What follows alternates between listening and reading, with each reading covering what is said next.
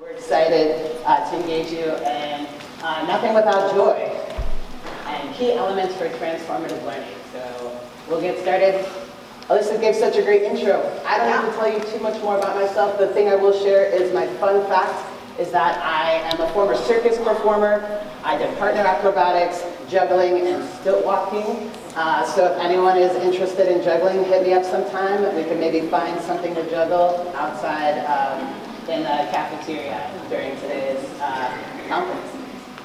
And I'm Trena Noval, and my fun fact is when I was in graduate school, I worked for Saturday Night Live.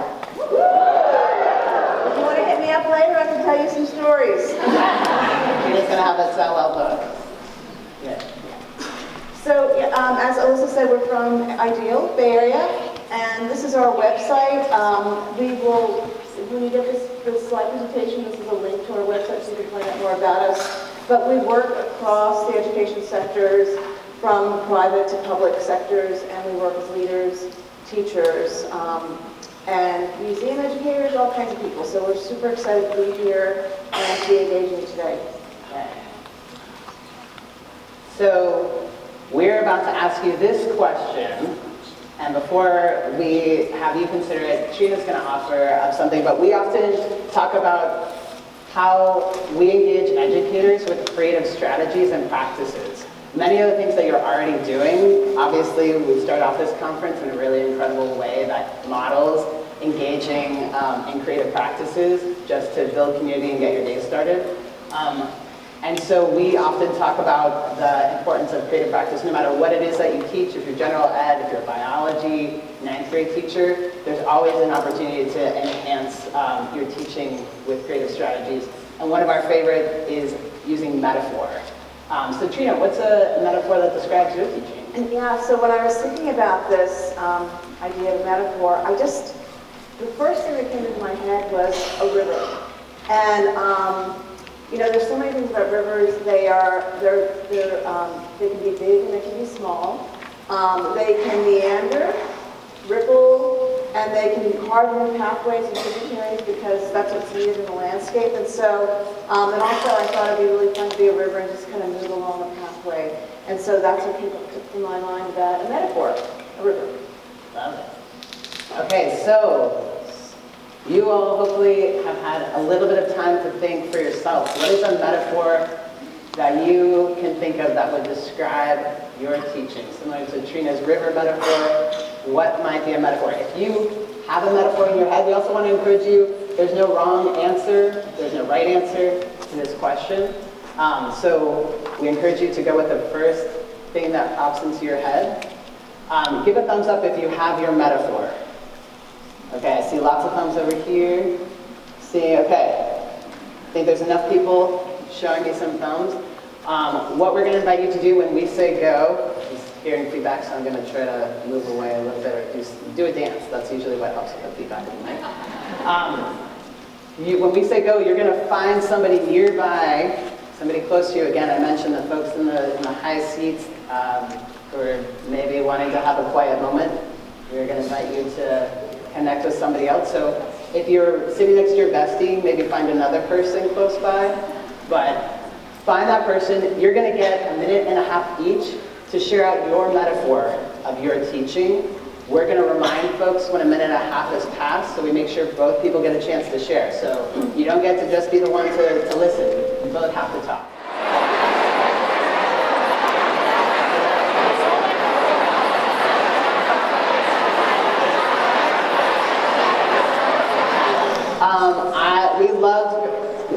We love going out to the audience and hearing from folks, and what we're going to do right now is get a chance. We've got mics on the side. We'd love to hear from you. What were some of the metaphors either that you shared with your partner or that you heard? So a metaphor either that you shared or you heard. And I'm going to call out, I specifically talked with some folks back over here who had some really fun metaphors. And we have our mic runners? Yeah, we have mic runners, so raise your hand if you have a metaphor that you would like to raise your hand. Share. That's true. Okay, so my metaphor was Goldilocks. First I do it too hot, and then I do it too cold, and then I find out that I can do it just right. Educate presentation is like a jar full of milk. Each kid gets their own jar, and they can decide what they want to do with it. They can shake it, they can press it, and depending on what they do with it, it will come out as cheese, or cream, or just sour milk. Oh boy, don't you know that? Mine was popcorn popping, because there's that potential there within the kernel, and I just need to add the right elements there to make it turn into something that is fruitful. Great. Great. Mine is song. That's because the thing I'm supposed to teach is the melody. All the interesting things that I throw in, that's the harmony. And then there's the highs and the lows. And you have the beginning and the end. Thank you. Mine is the sun. I got it from, the river, and I'm really into nature. And the sun is just a very warm place, and you want to share it, and so the rays go out, and you want everyone to feel warm, and learning is just warm and cozy and comfortable, and so just like the sun just wants to make everyone happy, and knowledge is so important, and also creativity is your outlet, and so it really gives you that warm fuzzy feeling, and so that is mine. Yeah, thank you. I just said that my teaching is like a piñata, because you never know for sure what's going to come out. Sometimes it's a really fantastic surprise, and sometimes it's not as exciting as I think. And the whole time you're getting eaten by a stick the whole time? I said it's a circus act, because no matter how many times you practice it, there's always going to be some moving part you didn't plan. And so you've got to roll with the punches. So, a metaphor that we're going to be sharing with you today, a huge metaphor for powerful, joyful teaching, comes to us from Samin Nosrat. How many folks know about Samin Nosrat and salt, fat, acid, heat? Okay, here's a good number. Samin Nosrat is from the Bay Area, where Trina and I both came from, even though I'm now relocated in upstate New York. Somebody who I see celebrity sighting in the local supermarket sometimes. Yes, Trina sees Samin at the supermarket, and Samin's approach to cooking is something that we feel like is very akin and parallel to our approach and what we want to share with you today about teaching.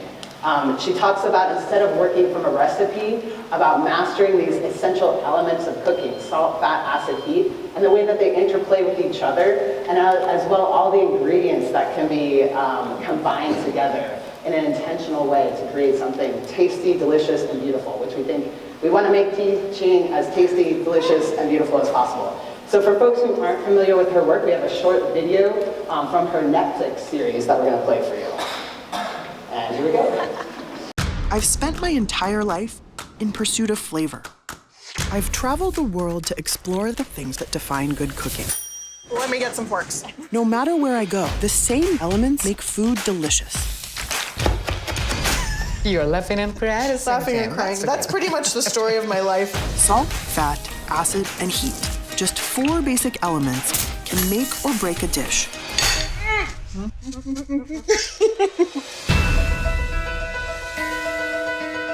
The more I travel and taste the different cuisines of the world, Wow, muy dulces. the more I realize that good cooking is universal. This is my... It's so spicy. Don't you? Drink some beer. You okay?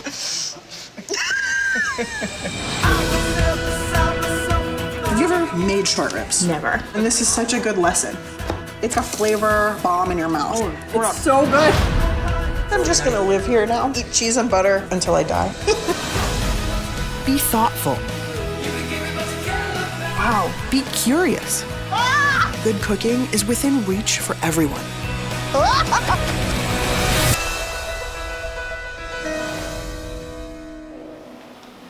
So we get no proceeds or anything from promoting Samin's work, but we definitely encourage you to check out that Netflix series if you haven't already. And I just want to say that the reason why we wanted to do this is because at Ideal, what we'll do is we'll often look out in the world to see who's out there who can be a mentor and teacher to us. And when we were thinking about the idea of metaphor for teaching, she came to mind. Yeah, definitely. And again, we want to recognize that, like a curriculum, a recipe can be a helpful tool. But what we're excited about talking with you today is this idea of harnessing the elements. Trina and I both have the privilege of being able to work with so many educators and school leaders across the country, from Juneau, Alaska to Boston, from Oakland to Texas to Austin, Texas. And so we've noticed these essential elements at play in a lot of teachers' practices. And these are some of the things that we want to call out to see if you also recognize them. So again, always the understanding of elements that can support you and support teachers in creativity and their adaptation of their curriculum in service of their students and their learning. Also in service of joy. Something also that's really powerful to recognize is when you talk about elements, it means that you're recognizing the ways that different elements, such as using the metaphor of acid in cooking, how it shows up across cultures. So, for example, you may not be able to read this because it's very fine print. Again, this is from Samin Nosrat's book. But for example, in India, an acid used there in cooking might be lime or beer. Over in Germany, it might be wine vinegar or cider, also beer. Beer plays a lot of role in cooking here. But just to name that, like cooking, we as teachers are bringing in our cultural context into our teaching, so it's just really important to be aware. But it's also important to name that while my acid, my essential element of teaching may look different than Trina's, we still are using this essential element. There's still something we're bringing in that's consistent. And we want to talk more about that. Yeah, it's, thinking about this essential element, for example, the acid, and thinking about the difference between Indi and I, it helps us, it makes us metacognitive about understanding that our students are also bringing that to the table when they come into the classroom. Thank you. Yeah, so not only our experiences, but our students' experiences and lived experience and context. So again, salt, fat, acid, heat, and what's really great is that Samin Nosrat encourages folks to play with these elements, to play, to mix them, to try them out, to experiment. And so we're going to also talk about the elements of teaching that we're excited to hear from you in a minute about the ways that you remix them, engage with them. So our elements of transformative, joyful, engaging teaching include people, place, purpose, and practice. And these aren't necessarily distinct from each other. They interplay a lot, they mix together. But we're going to take a little bit of time just to call out each of them individually to kind of notice and name where we've seen these elements, and hopefully also for you to get a chance to see them or think about your own practice or the educators that you work with and how they show up. And first off, like Trina said, the people that's an important element, is your students. Who is in the room? It was important for Trina and I when we came here to start off asking you a question and hearing from you. I got to go around and hear some metaphors. I heard a metaphor of teaching as a key. I heard a metaphor of teaching as water. I heard some metaphors as teaching as dumpster fires, zombie wrangling, road runners. So that allowed us to really get a sense of who's in the room. It really gives fun. Everyone else who shared their metaphors. We're really getting to know a little bit more about them to be able to better understand how might we connect them to the curriculum that we have to offer. So the questions that come with this are, who are your students and how can you center or connect to their lived experience? So starting that place with people. From there, who are your students? We also want to think about yourself as the educator, who you are, knowing what kind of quote-unquote acid you're bringing in, what flavor you're bringing in to your classroom, and then also who's in your community. Who are you going to connect those students to? And we have Brenda Bael here with us this weekend, an incredible educator and artist, and just being able to acknowledge who is in the place. So when we're talking about artists, are we talking about people who lived 100 years ago in a far-off continent? Or are we talking about artists who are like here in this region, in Saratoga Springs, in Salt Lake City? Like, who are the people we're connecting to? And I found Matt Monsoon, who's a local community muralist. And again, this isn't just specific to art, just anybody who is doing the work of an artist, mathematician, scientist, designer. Who are those people that you can connect your students to? And especially if they reflect the cultural experience or lived experience of your students. We found that when we reached out to local experts, a couple really interesting things happened. One is that they're like, yeah, I'll come and talk to a classroom full of elementary school kids. I never get a chance to do something like that. That sounds fantastic. The other thing that happens is that students start to see pathways for the future. They start to see there's real people out there who are so excited about science, who are so excited about history.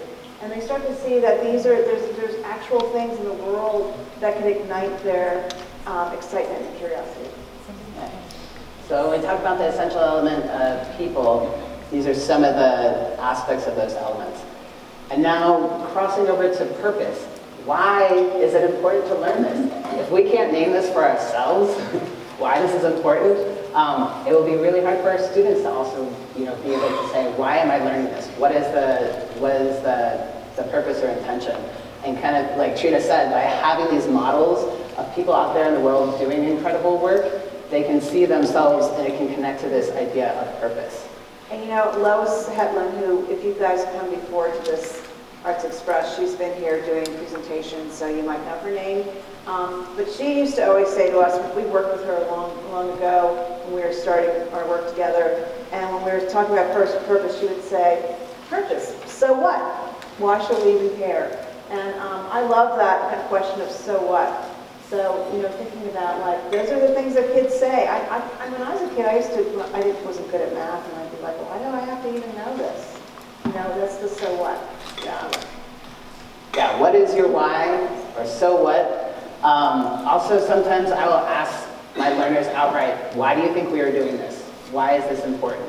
And by asking them, it gives me information to create more meaning, to be able to make those connections. If they're telling me why it's important, and they're also not trying to please me or get a good grade through their response, if they're really being authentic, then I know I get some extra information for how to make sure to continue to connect to their identified reason for why they're learning something. And again, we pulled a lot of these images you might recognize, local pieces. We wanted to make sure that what we're sharing with you in our images has a local context, from the Slam Music Festival that some people may participate in, to local scientists, young scientists receiving awards for their research. And then moving over to place, where are we? I know there was a land acknowledgement done earlier to identify the indigenous stewards of the land that we are on. And also, what is this place? What is unique about this community, this landscape, and how does it inform our learning, and how can we leverage it for learning? So place can mean the larger local community and the community environment. If we're going to do any type of learning about science, how are we able to also step outside and be able to look and notice the natural environment around us? Place also includes our school space. And how does our school space help us in our practice of learning? Can it help the room, or sometimes can it hinder the space? Does it make it more challenging? If you've got 27 kids in a tiny room and large desks, how are you going to get or interweave movement into your day or get them into groups? So these are challenges that have to be considered when we think about how we're teaching. Can I tell a little story about science? So years ago, when we were at Project Zero, which some of you will know about because you were engaged in that work around Project Zero routines, I went to this session with Ron Ricker, I think it was, and he was doing this work in different schools, and he showed us this little video of this teacher who, it was an elementary, I think like a 5th grade class, and she said to her students, I want you to go around the room and identify all the things that work for you and don't work for you. And they went around the room and they made lists, and they came back and they said things like, there's 6 people at the table and there's only 5 sponges. Why can't we have one more sponge at our table? They were like identifying simple things that could be solved to make it a better learning environment for them. And I thought that was really powerful. It was just a simple thing, but it really made a lot of change for those students. Yeah, connecting to how do we design, how do we leverage joy in the design of our classroom spaces. And then finally, how will we learn this? What are the practices that we're going to do on a daily basis that are going to help support our teaching and the learning in the classroom? You know, Trina mentioned the Project Zero tools, and I know that there's even workshops this week on Project Zero thinking routines, and I encourage folks to check those out. This is a screenshot from Project Zero's website. You can literally go on there and click. You can also put in like, I want my students to perspective take. I want to support empathy. You can go in there, type that in, and find a thinking routine that can help you with that. So please utilize that resource because it's an incredible resource if you just want to encourage observation or evidence-based inference because you want them to be able to look at something and be able to use evidence in any of the opinions that they're going to make. So that's a great resource tool in terms of practice. Also circle conversations, gathering students in a circle so that you become part of the circle, you become part of the learning process, and students see you as invested in that way and as an equal partner, rather than always at the center or the front of the room. So that is a common practice we've seen with a lot of educators. And again, we know that there's the space constraint. You may not be able to get all your kids on a carpet in a room, and that's okay. How do you still utilize that as an essential element of teaching? How do you figure out a way to ensure students get a chance to have their voices heard? It may not look like this, it may look different, and that's part of the creativity and adaptation. And then finally with practice, how do we engage students as scientists, artists, historians, designers, writers, etc.? How are they making and doing and being able to put their ideas out into the world? Are they just learning about science? Are they practicing science? Are they doing science? Are they making experiments? In this case, are they making marshmallow designs to see what's gonna, with spaghetti, to see what's gonna actually hold up under weight or pressure? And with that, with these ideas that we've shared today, we want to turn this back to you in a minute. Yeah, so we want you to engage a little bit with these ideas around, it's a very simple framework. You know, people, place, purpose, and practice, it's like, it is kind of the essential elements of what happens in the teaching and learning. So we have two questions we want you to engage with. You're first going to do a little bit of like, you know, free writing, thinking on your own for a few minutes, but the two questions are, which element do you feel confident about? Is there one of these elements that you're like, I've got this? Like, I'm really good at like understanding my classroom as a space, understanding the environment around how I can engage it. Which element do you want to grow? Maybe you want to grow understanding the people more. It could be, and that could be like the people in your classroom, the people in your community, the experts that are out there that can come into your classroom. That could be all kinds of stuff. So take a few minutes and pick one of these elements that you're really good at, you feel like you have it down. It doesn't mean that you're going to stop learning about that element. It just means that you feel confident. And one that you feel like you really want to grow. Just do a little bit of quiet right. We're going to give you 2 minutes to do that. Okay? You ready? Okay, go. When we bring you out of the quiet right, we're going to get you to talk to each other again. All right? Yeah, if you don't have something to write on this, it's just a time to think to yourself. You can either write it out or think to yourself. All right, so the next step for this is that we want you to find a partner, again, like a neighbor near you, and we want you to share, take some time to share with each other. If you're talking to a new person, maybe introduce yourself with your name, just so people know who you are. And then we're going to give you like maybe 5 minutes to exchange these ideas, like, you know, what are the elements that you really feel like you have some need around, you have some confidence around. And what are the things you want to grow, and even just any curiosities you have about this. So, you ready to talk to a neighbor? Okay, take it away.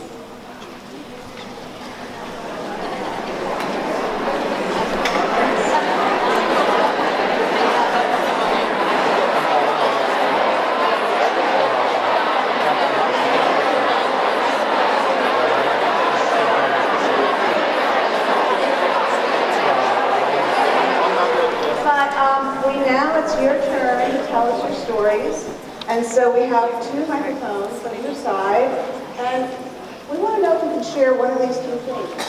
So don't pick both of them, just pick one. What did you hear from a partner that really kind of ignited something in you? Or what's something that you want to grow yourself personally? So do we have any volunteers that might want to share out loud?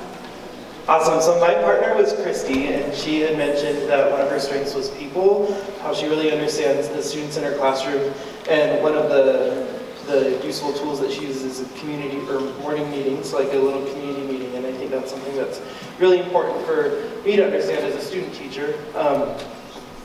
Yeah, that was really cool. So thank you.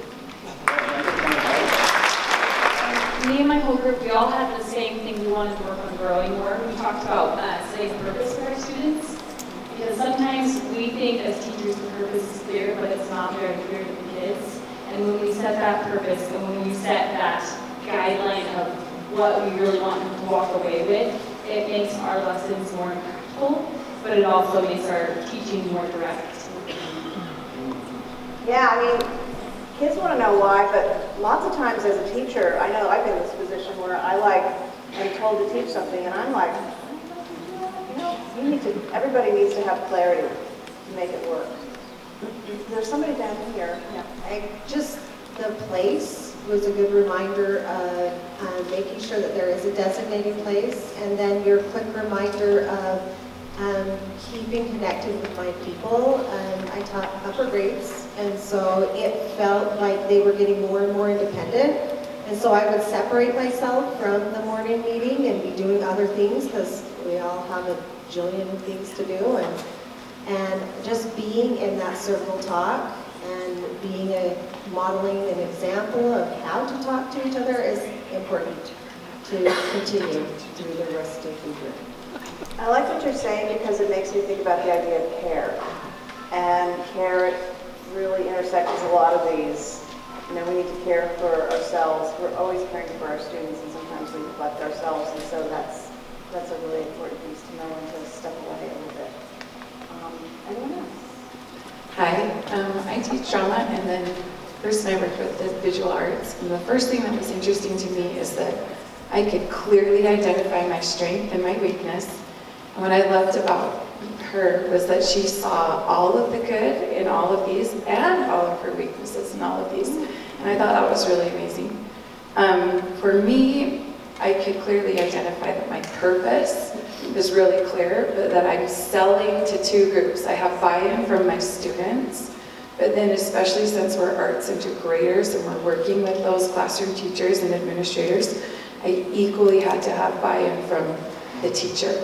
And that the more that I've gotten buy-in from the teacher, that reinforces with the students, and then my lesson has a lot more significance. And I love that, because then we're reinforcing with each other. And I just thought that was really fantastic. And then you also identified that purpose was really your strength also, and that just being really clear, and the kids, before every lesson, it was said, this is why we're doing this. This is how this serves you. This is why you should care. And this is a great way of breaking it down really clearly for me.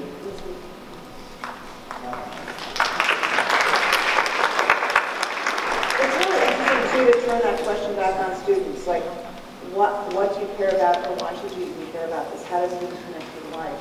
And because students often don't have that opportunity to say that, and so hearing from them, what are their thoughts about it? There are a couple other people with hands up somewhere.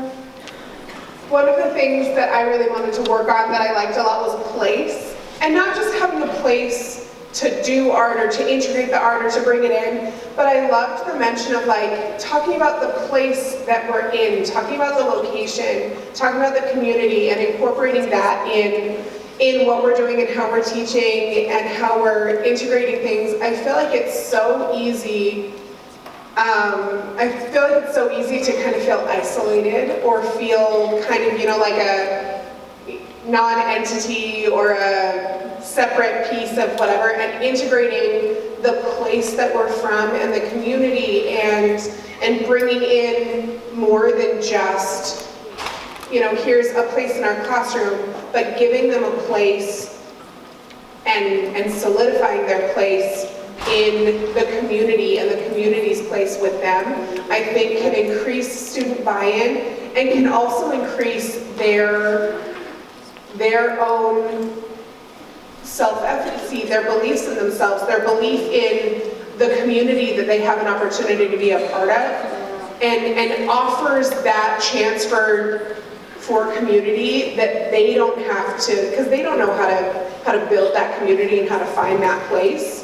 And I think as educators and tying it in with art, we can give them that community or give them an opportunity to find that community more than they may be able to do on their own and more than they may have an understanding of how to do.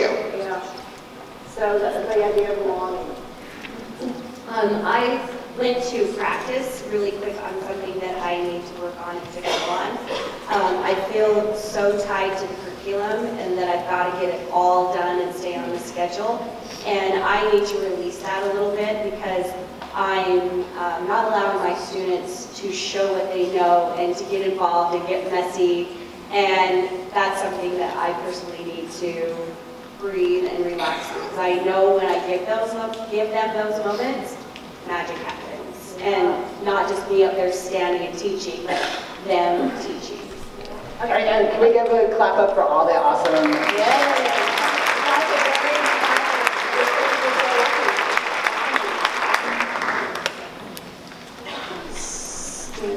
Sure, I'll do this. So again, we mentioned before, like Trina and I have our own quote-unquote acid, our own flavor, our own context that we're bringing into our teaching. And what I love about this illustration, again, from Samin Nosrat's book, this time with salad, because you don't have to eat the salad, you have crunch. And this idea that you may have, I may be a really awesome wedge salad.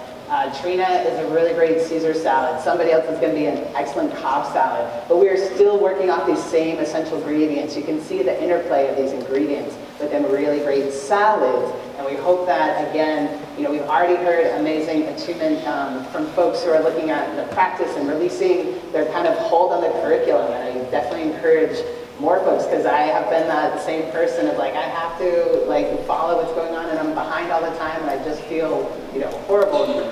How can we release ourselves in that moment? How can we nurture community and use our space and our classrooms as a site of joy for ourselves as well as our students? And that's going to look different for different folks, so just wanted to emphasize that. And sometimes going back to your metaphor, in my case, mine is a river, reminds me that I can take, if my students want to go here, I can make a tributary and allow that space for them to engage with something that they're curious about.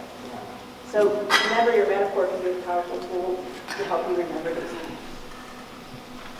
And finally, again, using this metaphor of a salad, if you are the Caesar salad, you're never just done. If you're making a salad, for folks who make their own dressings, you know that you mix in the same ingredients and then you taste it. You're like, is this right? You're going to add a little bit more and try it again. Ooh, is this quite right?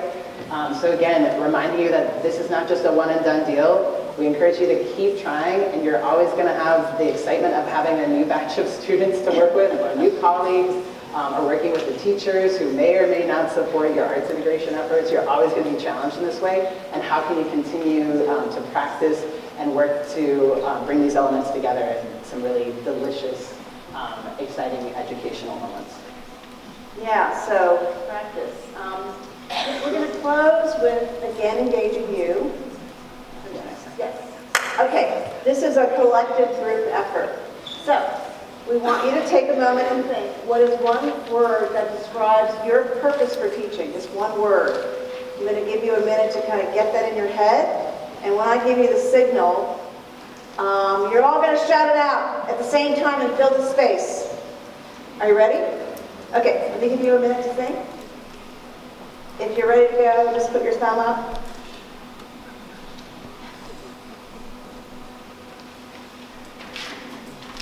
Okay. 1, 2, 3. All right. We're going to release you into the day now. And thank you so much for letting us entertain you for a little bit.